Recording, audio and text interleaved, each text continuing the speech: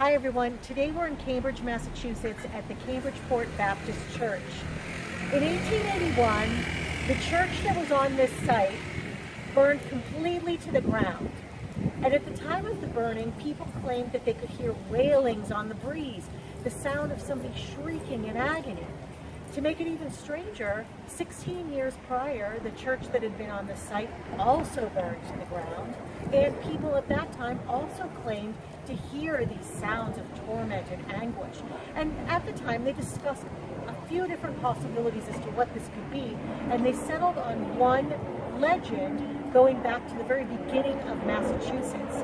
In the 1600s, in a cottage down by the river, there was a woman named Anne Hopkins who lived there. And Anne Hopkins was believed to be the most beautiful woman in town. And so she had many lovers, but one of these was her favorite. And he sadly went off to war with one of his rivals, and the rival came back, but the lover did not.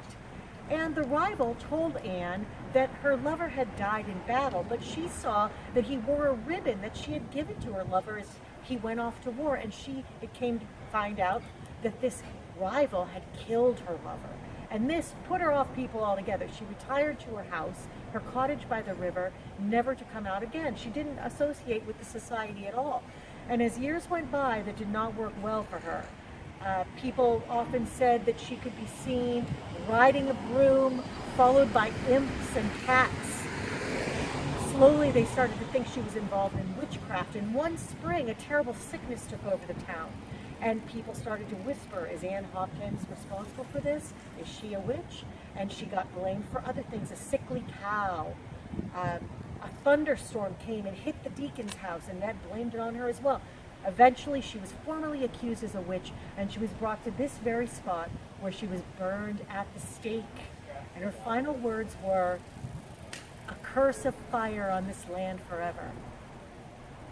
Seems to have taken hold, if you ask this church. Sometimes when the wind still blows, they still say that you can hear Anne Hopkins wailing on the breeze. That is today's Ghastly Dispatch. We hope you're following us on YouTube, Life and Death's Ghastly Dispatches, and we'll see you tomorrow for another story.